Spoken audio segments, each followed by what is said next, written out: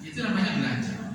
Kalau rincian hanya dalam bentuk kegiatan, misalnya biaya koordinasi, itu bukan belanja, tapi harusnya adalah biaya uang saku, biaya perjalanan dinas.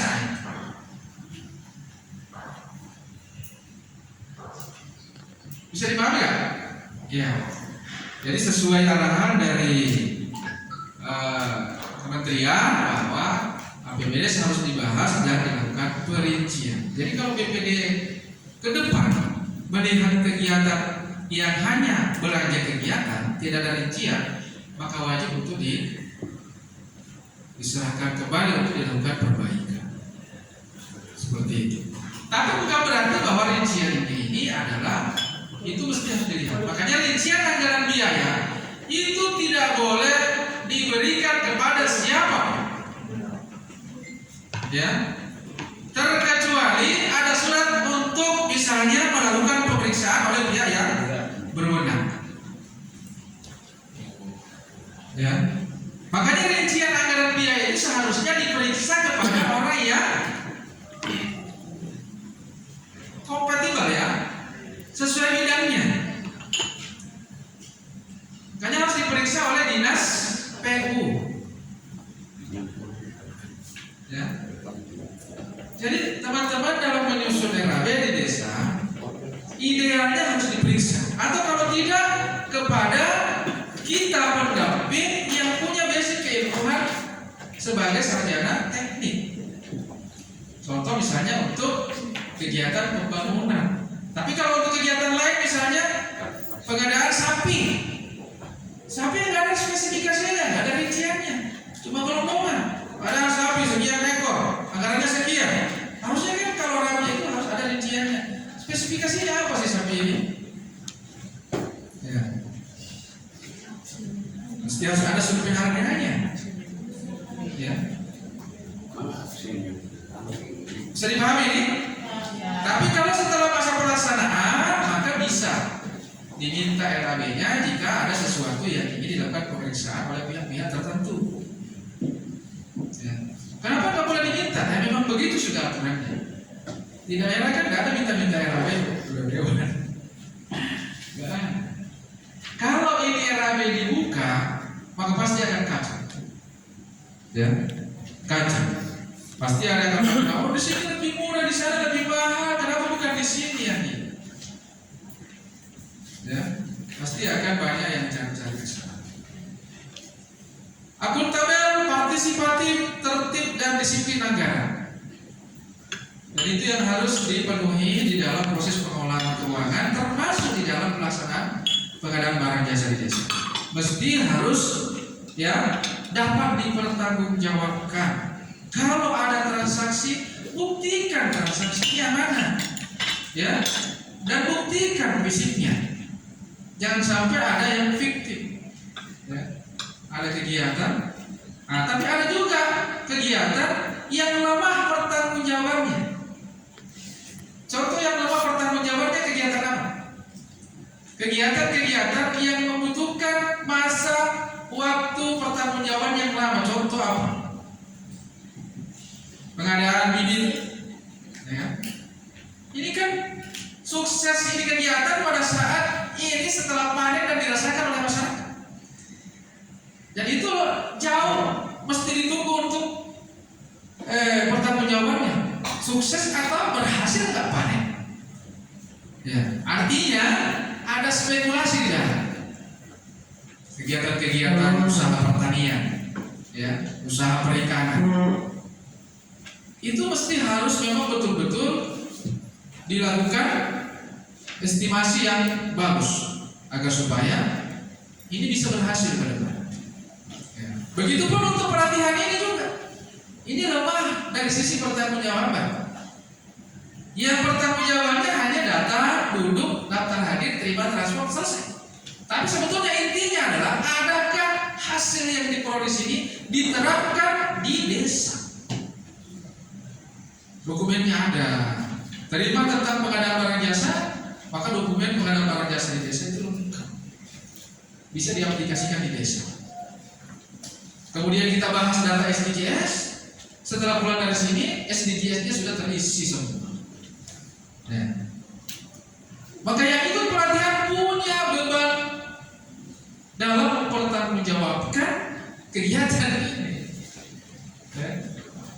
Jadi bukan kita datang duduk diam, tapi ternyata ada yang mesti harus kita selesaikan lebih banyak setelah kita mengikuti pelatihan. Bisa dipahami ya? Makanya saya tidak bisa bahasa Gorontalo, meskipun istri orang Gorontalo, dia juga sehari-hari tidak pernah bahasa Gorontalo. Maka dia kayaknya tak tahu semua bahasa Gorontalo. Jadi, kemudian ini adalah struktur dalam pengolahan keuangan desa. Ya, di dalam pengolahan keuangan di desa itu ada namanya pemegang kekuasaan, yakni kepala desa, dan ada juga namanya pelaksana kegiatan oleh sekdes, kepala seksi dan kepala urusan. Jadi kepala desa itu secara struktural itu memberikan kekuasaan sebagian kepada pelaksana kegiatan. Ya, dalam hal melaksanakan APBDes. Ini harus dipahami ya. Ternyata yang pelaksana itu ini dah. Jadi jangan sampai sekdes mengelak dia bukan pelaksana. Sekdes itu pelaksana. Dia yang mengkoordinir kegiatan. Ya. Iya loh. Jadi pada saat ada kekeliruan, nah sekdes di situ terlibat. Kenapa? Karena dia masuk dalam struktur. Di sini kita bisa lihat uraian terkait dengan setiap item kegiatan dalam hal pengolahan keuangan tentang pemegang kekuasaan. Ya, ini nanti bisa didalami lagi bahwa dalam pengolahan keuangan desa, kepala desa memang yang memegang kekuasaan, dia yang berkuasa atas semua pertanggungjawab. Makanya yang bertanggungjawabkan APBD adalah kepala desa. Ya, dibantu oleh perangkat desa. Sekdes sebagai pelaksana, kaum dan kasih sebagai pelaksana, dan kaum keuangan sebagai pelaksana pengelola. Kemudian APBDes, kepala desa yang menetapkan dan sekdes yang melakukan mengkoordinasikan mulai dari penyusunan rancangan kebijakan sampai pada perdesnya. Angkatan sekdes? Oh, ada izin. Izin ke WC. Ya. Selanjutnya, untuk para milik desa, kepala desa menetapkan kebijakan. Kemudian untuk PPKD, kepala desa menguasakan sebagian. Sekdes mendapatkan, sekdes kaum dan kasih itu mendapatkan limpahan sebagian kekuasaan sesuai bidang tugasnya. Jadi kepala desa itu berkuasa tetapi memberikan kuasanya kepada kepala seksi dan kepala urusan. Jadi setiap kepala urusan dan kepala seksi itu memiliki tanggung jawab masing-masing. Ya, tanggung jawab sebagai pelaksana. Kalau namanya pelaksana, mulai dari mempersiapkan, melaksanakan, mempertanggungjawabkan, itu bagian tugasnya. Jangan cuma nyusun APBDes, kemudian diserahkan semua pertanggungjawabannya kepada kaum keuangan. Coba katakan kasih dan kaum. Coba kepala seksi dan kepala urusan. Oh, takut polisi kan? Atasnya berat-berat ke atas. Jadi di situ, ya, masing-masing punya tugas. Ya, masing-masing punya tugas. Jadi kalau PPD nanti menyoroti kegiatan apa, maka soroti kepala desa, lebih detail soroti kepada perangkatnya, ya kan? Kalau memberikan pembinaan kepada kasih kesejahteraan dalam hal pemenuhan administrasi apa, ya. Artinya lebih detail apa masalah manajerial atau masalah implementasi. Kalau masalah manajerial terkait bagaimana pengaturan orang-orang di dalam manajemennya. Kalau masalah implementasi berarti pengaturan dari oknum yang ada oknum yang menyalahgunakan wewenangnya, menyalahgunakan anggaran dan lain-lain. Itu masalah implementasi. Ya. Kemudian sekdes yang mengkoordinir tugas perangkat desa lain. Pasek. Soalnya Pasek. Jadi Pasek mengkoordinir kepala seksi, kepala urusan. Ini oke tugas, ini tugas. Ya. Jangan karena tidak mampu ini tugas kemudian dilimpahkan kepada kawan yang lain. Boleh. Mesti harus sekdes memberikan, kepala desa memberikan pembinaan. Kan banyak ini ya. Teman-teman kita yang ada di desa, ada pendamping, ada tenaga ahli, ya kan? Ada dinas sosial, ada kecamatan, ya, yang bisa memberikan penguatan kepada pelaksana kegiatan. Jadi kalau ada yang ditanyakan langsung ya. Kawan kasih melaksanakan anggaran, kawan keuangan fungsi kebendaharaan. Ya, jadi ini tugas-tugasnya. Jadi kalau kawan keuangan cuma jadi kayak bendahara, mencatat, ya, mengeluarkan, memungut, ya, melaporkan. Kemudian yang kelima adalah terkait dengan dokumen pelaksanaan anggaran. Kepala desa adalah memberikan persetujuan sekdes verifikasi kawan kasih yang menyusun. Jadi dokumen pelaksanaan anggaran itu adalah setelah APBDes, maka ini kawan kasih ini menyusun dokumennya, mempersiapkan rincian anggaran biaya, mempersiapkan spesifikasinya, mempersiapkan jadwal pelaksanaannya. Ya, itu yang harus disiapkan. Kapan ini kegiatan mau dilaksanakan? Ya, jangan menuduh kepala desa. Ya, dan kasih pelaksana yang harus menyusun kapan harus dilaksanakan. Berikut rencana anggaran kas desa itu disusun oleh kawan keuangan berdasarkan atas dokumen dari kepala seksi dan kepala urusan yang lain. Bisa dipahami ya? Ya. Oke. Kalau misalnya suruh lanjut saya Pak, boleh. Ini so pahami. Boleh juga begitu. Kemudian untuk pengeluaran anggaran itu kepala desa dan kawan dan kasih. Sekdes tidak bisa melakukan tindakan yang berakibat dalam mengeluarkan anggaran. Contoh misalnya sekdes yang melakukan pembayaran, sekdes yang melakukan transaksi itu tidak bisa. Ya, yang melakukan transaksi di sini adalah hanya kawan dan kasih dan kepala desa. Kemudian untuk kegiatan maka kawan dan kasih yang mengendalikan dan yang menyusun laporan pelaksanaannya. Kemudian untuk bukti penerimaan dan pengeluaran, sekdes memverifikasi kawan dan kasih yang menandatangani perjanjian, kawan keuangan yang menyetor, membayar, menatausahakan dan mempertanggungjawabkan. Kemudian SPP disetujui oleh kepala desa, laporan keuangan desa dikoordinasikan oleh sekdes. Nah, saya kira itu untuk hubungan kerja antara pelaksana dan pemegang kekuasaan dalam hal ini kepala desa. Jadi dalam APBDes itu membuat rencana pendapatan, rencana belanja untuk masing-masing program dan kegiatan serta rencana pembiayaan untuk tahun yang direncanakan sampai dengan objek pendapatan, belanja dan pembiayaan. Ya, ini sesuai Perpres 20. Ini harus dipahami, harus dihafal mati ini oleh BPD terkait dengan APBDes supaya sanggup untuk mengevaluasi. Nah, ini struktur APBDes, ini ada pendapatan, ini belanja, kemudian pembiayaan. Kalau pendapatan ya ada pendapatan transfer dan bisa paham ini pendapatan ya. Ada dana desa, ada DD ya, ada PADes dan semua itu pasti ada dasar hukumnya, pasti ada ketentuan penggunaannya. Dana desa ada penggunaan diatur di dalam Permendes nomor 8 untuk tahun ini. ADD juga begitu, ada peraturan bupati tentang pengalokasian ADD.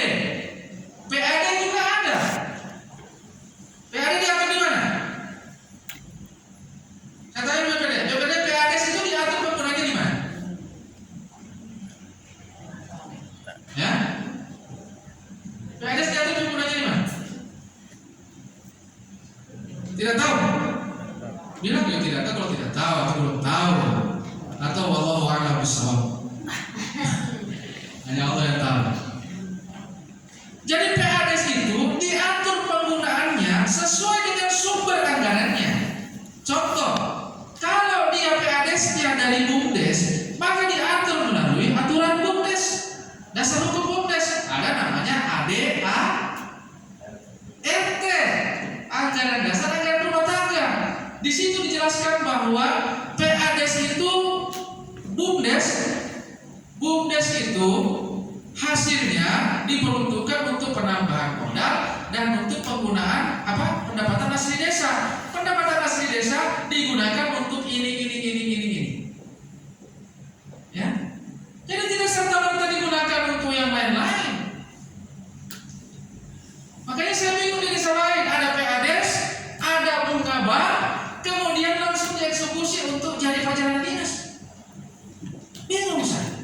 Sumbernya di mana sampai dieksekusi untuk jadi perjalanan dinas itu pendapatan yang lain. PADS juga begitu. Ada PADS dari BUMDes digunakan untuk perjalanan dinas, beli buku, beli dan sebagainya macam. Padahal diatur di dalam aturan sesuai dengan sumber anggarannya. Kalau belanja desa, tahu ya belanja tadi, belanja barang, belanja jasa dan belanja tak terduga, belanja pegawai. Jadi ada macam belanja. Ada belanja pegawai, ada belanja barang jasa, ada belanja modal, ada belanja tak terduga. Jadi ada. Ya. Tapi harus dibedakan. Belanja barang jasa itu apa? Belanja modal itu apa? Belanja pegawai itu apa? Kemudian pembiayaan.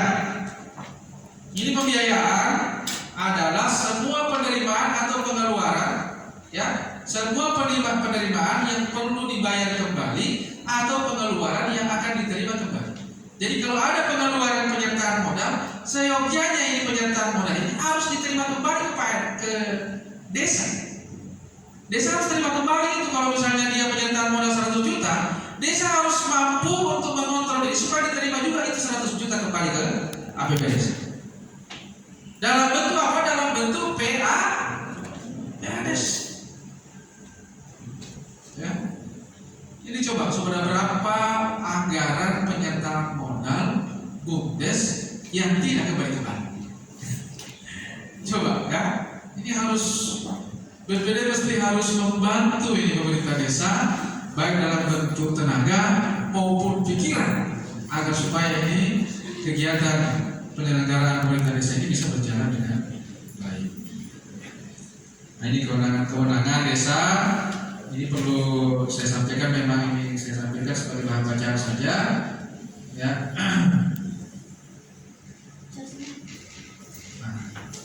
Ini ya pengertian daripada kita masuk ke pengadaan barang jasa. Tadi itu kita masuk ke APBD dan pengelolaan keuangan desa.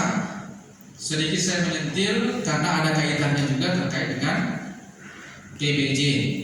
Bahwa nanti akan kita lihat PBJ itu masuk di mana di dalam pengelolaan keuangan. Ya. Pengadaan barang jasa adalah kegiatan untuk memperoleh barang atau jasa oleh pemerintah desa, baik swakalola maupun melalui penyedia. Jadi cuma dua. Kalau bukan swakalola, penyedia, ya, tidak boleh di pihak ketiga kan sebetulnya. Makanya sebetulnya belanja pihak ketiga itu tidak boleh berdiri sendiri, harus satu paket kegiatan. Karena dana desa dilarang di pihak ketiga kan. Nah, ini bagi mengatur ya. Perlu saya sedikit ini, Pak Moderator. Minum kopi dulu.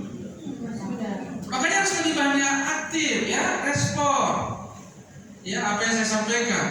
Kalau dia tidak dipahami, tanyakan supaya nggak melek matanya. Kalau udah materi terus mendengar terus pasti ngantuk. Ya, apalagi kalau hari Jumat itu pengaruhnya setannya itu seluruh pasukan dikerahkan untuk menggoda kita orang laki-laki supaya tidur.